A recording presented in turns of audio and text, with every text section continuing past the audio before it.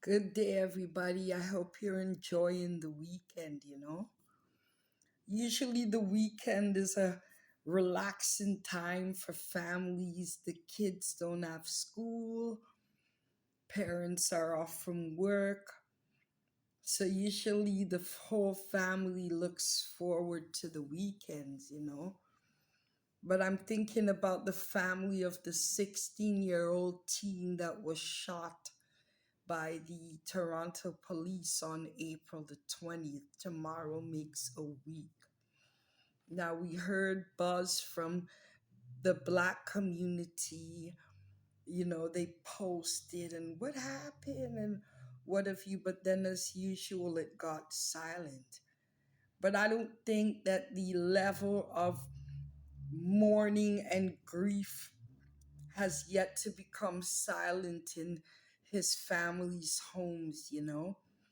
And it made me do a lot of thinking today. And I just wanted to share something. Like sometimes when you write things down, you're able to put your thought better into writing than to just, you know, speak freely and verbally.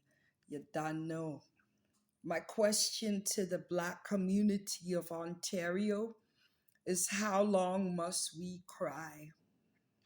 On April the 20th of 2025, tragedy struck Toronto once again when a 16-year-old Black boy who was a child was gunned down by police officers in a shocking and act of excessive force.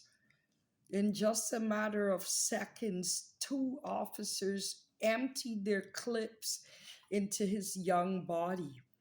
And in an even more chilling move, the Toronto Police Service released body cam footage of that fatal encounter across their social media platforms, mainly Instagram, openly showing his face, which is a violation of the Youth Criminal Justice Act, which legally protects the identity of minors. Yes, even Black minors. There was no compassion, no dignity for his mother and father, no respect for a life lost, just a cold, heartless broadcast for public consumption and some enjoyment. The systemic racism that plagues Canada was laid bare once again for all to see on Instagram. Despite Canada's global reputation as a safe haven of multiculturalism and human rights, us, Black Canadians, we know the painful truth. Our children are still seen as threats rather than kids deserving of protection.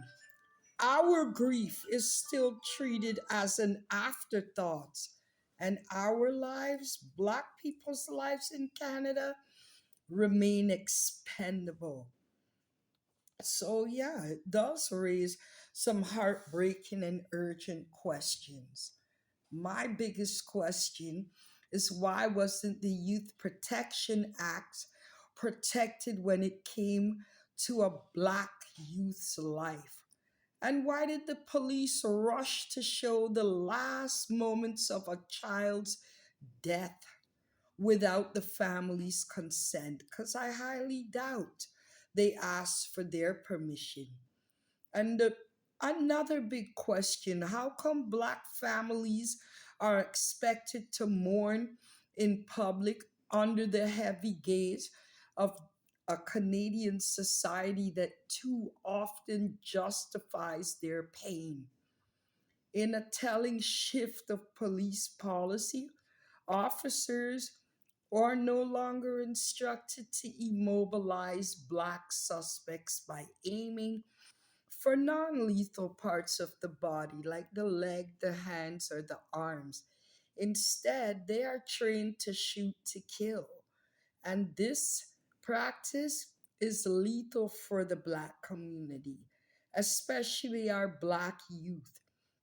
whose bodies are considered as inherently dangerous. Where was the de escalation? Police are trained to de escalate, hostage situations or situations where there's an armed suspect. So, where was that de escalating training on April the 20th? Where was the humanity? Where was the value placed on this young 16-year-old Black life? In a world where systemic permeates every institution, we need to stop being silent. The Black community, we need to rise in love, in outrage, and most of all, in unity. We need to support the families that are left to pick up the shattered pieces. And we need to demand new laws, anti Black hate laws that specifically address the historic and ongoing racism that leaves our youth vulnerable to violence without consequence. Accountability ain't an option no more. It's essential, it's necessary. Those responsible, they need to start facing real consequences, not administrative leave or carefully crafted PR statements. The cry of the Black people in Canada needs to be louder than their excuses and their justifications. How long do our Black mothers have to cry themselves to sleep, wondering why their child's, their youth's skin color made them a target? How many more young Black youths need to be extinguished or go missing before real changes take place? It's not just about one life, though every life is sacred. It's about the worth of Black life in Canada. It's about dismantling these systems that have for generations robbed us of our future. It's about saying no more. We owe it to all of our Black children growing up in Canada today. We owe it to their parents. We owe it to ourselves. Unity is no longer a suggestion or an idea, and the times we're in, it's our survival. You don't know. I just wanted to send that message out there. We do owe it to our kids and every Black child growing up in Canada right now. We owe it to those grieving mothers and fathers, and most of all, we owe it to ourselves. You don't know. My heart goes out to that family. And I do hope that us as a Black community in Ontario will stand up together and definitely get loud and drown out their excuses, drown out their justifications. You don't know. It's DJ Bubbles, aka Vanessa, the CEO of Black people who so desperately need to be united for change. You don't know.